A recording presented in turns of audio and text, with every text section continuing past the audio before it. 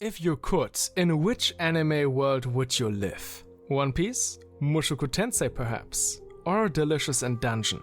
Well, definitely not in Overlord. This world is known for its cruel and dark elements. Sometimes subtle and other times quite overt. In this video, we focus on the 5 most gruesome fates of characters in Overlord.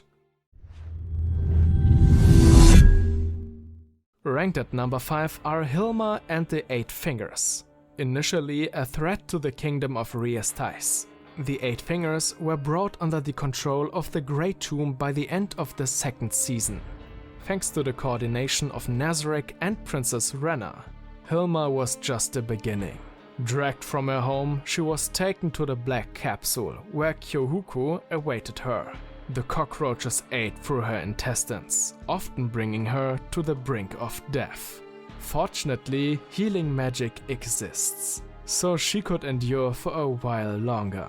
Ultimately, she agreed to turn over the remaining leaders of the 8 Fingers in exchange for being left in peace. And so Nazarick took over this organization.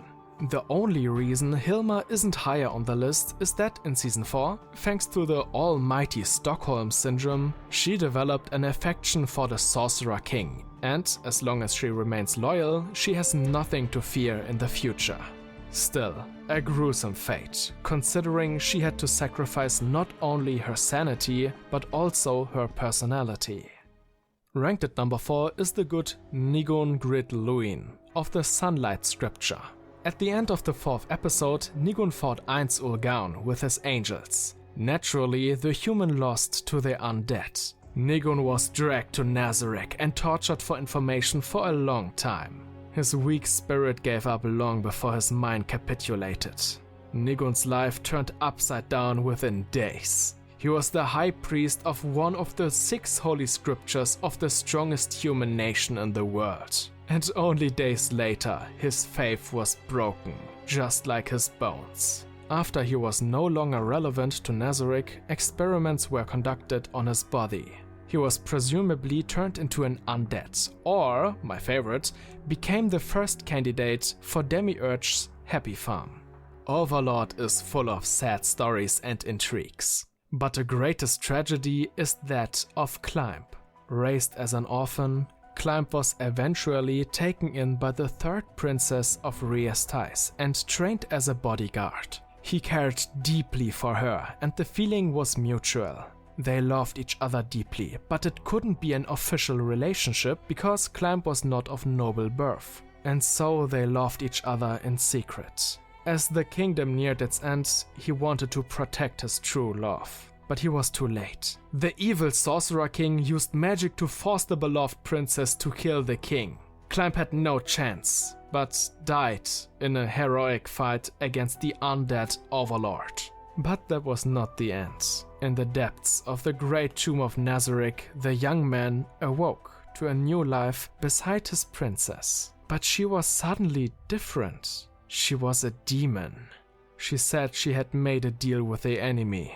They could both live in peace here if Climb swore loyalty to the Sorcerer King and also became a demon. That is the story Climb holds onto. The truth is more complicated, but so much more fun. In Season 3, we met Archer's family, former nobles of the Empire who still cling to prestige as if they had the money to support it. She was their only source of income at that time. And after her mysterious disappearance, they continued as before. Their debts grew larger, and in the end, they saw only one way out. They decided to sell their 2 remaining daughters. Eureka and Cruderica became slaves because of their parents' greed, sold from one trader to the next. They endured similar fates to Tsuare. The difference is that they ultimately died, partly due to sexual abuse. To recall, they were both under the age of 10. All just so their parents could finance a stupid fucking lamp. And before we can get to my number 1, here are other gruesome fates that didn't make it on the list.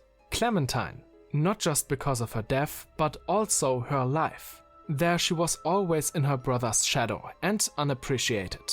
And of course the absolutely brutal training methods of Slane, where she, multiple times, died. The workers who attacked Kyohuko's residence in Season 3, they are still undergoing the Hilma treatment. Philip. Actually he deserved it. It's not gruesome, it's justice.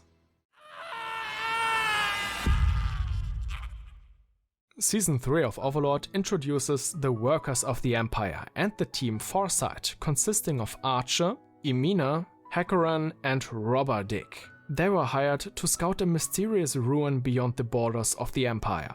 In addition to the exorbitant pay, they could keep anything valuable they found at this place.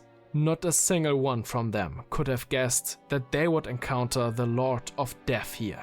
Archer received the only merciful death. The others were less fortunate. And by the way, in the web novel of Overlord, which is not canon anymore, Archer survives and became some sort of slave from Sheltia. Ainway, after their futile battle against Lord Ainz, the Overlord targeted the cleric. Using memory manipulation magic, Ainz toyed with the cleric's mind, replacing the deity which he believes in with another or erasing crucial details from the man's life. In Overlord, one can obtain magic through faith in a deity. Clerics like Robberdyke can do this, but so do Sheltier and others. If faith-based magic could be accessed by non-believers, it would be a significant development and a potential power-up for the Overlord. All this experimenting drove the cleric to madness and beyond. In the end, nothing remained of his mind, and Ainz was left without a satisfactory result. Meanwhile, Emina and Hakuran were taken to the Great Hole on the 6th floor, where they were forever paralyzed but still fully conscious, served as food and breeding grounds for Gashokukusho, a parasite that nests in them. The two lovers now have eternal togetherness. Unfortunately though, I must emphasize the word eternal here. But what do you think is the most gruesome fate in Overlord? Would you say Bell River, Team Foresight, or maybe Tsuara? But then I have to add, I'm not meaning life or anything, but fate in the end. Anyway, feel free to comment and let us know. Thank you for watching and hopefully see you next time. Ciao!